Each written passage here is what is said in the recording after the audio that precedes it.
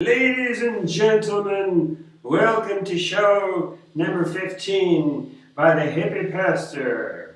Greetings and love and peace to all of you. We shall begin immediately this show with a quote from Buddha. Yes, we are open to all religious beliefs of all sorts and kinds, and we judge no one. Only that you may have a good attitude. Buddha says, when sitting quietly, reflect upon our own faults. When speaking with friends, do not discuss the rights and wrongs of others. When sitting quietly, reflect upon our own faults. When speaking with friends, do not discuss the rights and wrongs of others. How beautiful words, encouraging words of Buddha. And before we continue with this show, I must expound to my followers, no matter how faithful you may be, I beg you, I plead with you, do not participate in any kind of civil unrest on account of me. Your hippie pastor, I can take care of myself, and there's nothing that they can do to me that God won't allow. So they're gonna touch me. Only what God allows. So please do not participate in civil unrest on account of me. God is well able to take care of me, in spite of all the things my enemies say about me. It's not true. It's not true. It gets worse. Ladies and gentlemen, where did we leave off? We left off exactly. Through fasting for 8 days, I have managed to get God's attention. Yes, the real God, not the God of religion, not the statues, not the interpretations of so many diverse evangelical, fanatical groups and cults.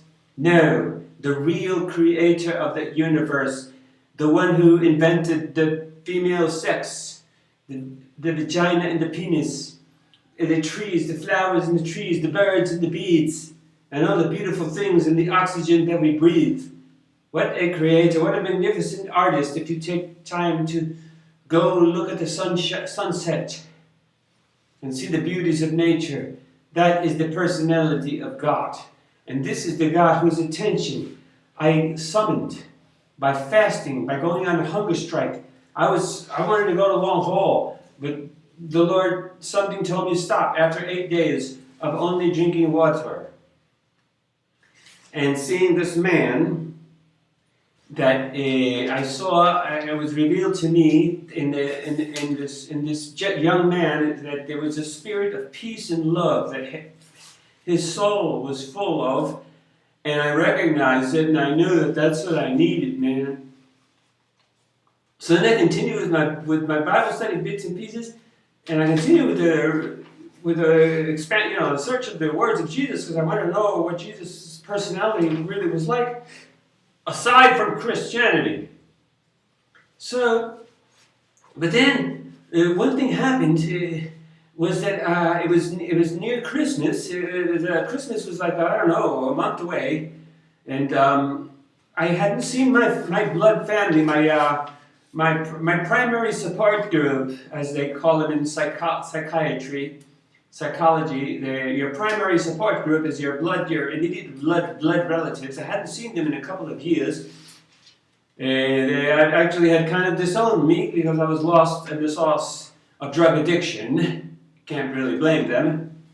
So, but now that I felt this goodness within me, and this spirit of goodness and of wanting to do the right thing, so I decided, well, I haven't seen them in a few years. It's approaching Christmas. By then they had all left New York and had moved to Miami. So I decided to go to Miami and spend Christmas with them, present myself after several years of not seeing them, and share the love, share the new love. I had found within myself this peace and love, and I thought it was a good time. So I left. I knew it was time to leave Stone Island in Mazatlan, so I left and I hitchhiked to the border of America. And then from there on, I took a Greyhound bus, I think, or a Continental or Greyhound, all the way to Miami, Florida. I had also announced to my relatives when I called them was that I was bringing a friend. No, I'm sorry. I didn't announce nothing. I was on my way to Miami, Florida. On the bus ride, I felt a spirit or a voice, an inner voice says to me, to get off the bus in New Orleans on the way to Miami, Florida from the border of Arizona or something, Tucson, I don't know where I was, to get off in New Orleans and to purchase a tablet of LSD, and that with this LSD trip, I was going to see the light of life, that I just needed to take one more LSD trip, and this would take me over the edge to the light of life. I felt this inner voice tell me this ever so clearly. So I proceeded to get off the bus in New Orleans, and as in those days, it was easy to buy LSD, just like as easy it is to buy crack cocaine or methamphetamine nowadays. LSD was the drug of the day, so it was very easy to buy it. So I already knew where to go, to the French quarters there in Louisiana, in New Orleans, in the French quarters. That's usually where all the hippies were. In America, all the towns, all the small areas or districts in major cities that used to be hippie are now gay. Isn't that funny? I guess because the gay community found comprehension and understanding amongst the hippies. The hippies were very open-minded and non-judgmental, so gay people started fluctuating toward hippie districts in major cities in USA. And so what now we see as gay townships like Key West, Florida, San Francisco, or Greenwich Village, New York, etc., and I can imagine the French quarters, they're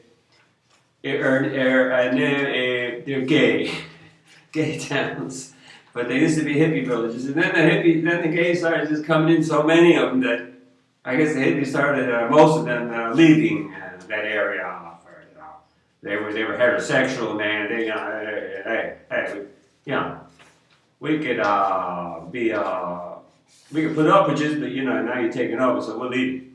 So the hippies kind of abandoned these areas mostly, but anyway, it was easy to get LSD there in French quarters, and I stood in a street corner waiting to see who was selling LSD, when all of a sudden my eyes fell. I looked across the street and I saw this group, this cult. They dressed in blue robes, and they wore a cross with a snake, with the drawing of a snake on it, and the name of this cult was called The Process. And they were like Satanists, some branch off of a Satanist group that they believed that their major philosophy was, if Jesus said that we should love our enemies, then we also need to love Satan. I see a little wisdom in that now. Before, to me, they're evil, man. They're totally evil. But maybe their idea, maybe they had maybe there's some kind of sense there. Now I'm starting to see the light. But back then, I didn't see the light. I just saw them Satanists as Satanists. I said, well, Satan, man, they're the enemy. And they were convincing this older gentleman, this alcoholic older gentleman, to come to their soup kitchen, and that's how they would bring in the converts. They would give free food for the hippies. There was a lot of street people and alcoholics and hippies and street people and etc. that needed food, and so the Process, they were called. They had a soup kitchen, and they would give free food and indoctrination and preach their their beliefs to all these people by giving as they gave them their food. So I saw this happening, and I saw this old man crying, and then these people were taking him to their temple, their Satanist temple, or whatever, the Process. And something inside of me made me cross the street and an intervention. I made an intervention to save that old man from what I consider an evil satanic cult, if you get the drift of what I'm saying. And right now, I'm kind of like, I got an appointment, I'm really supposed to be like leaving, so I'll see you guys on the next show. Peace and love, man. Be blessed, always. You deserve it.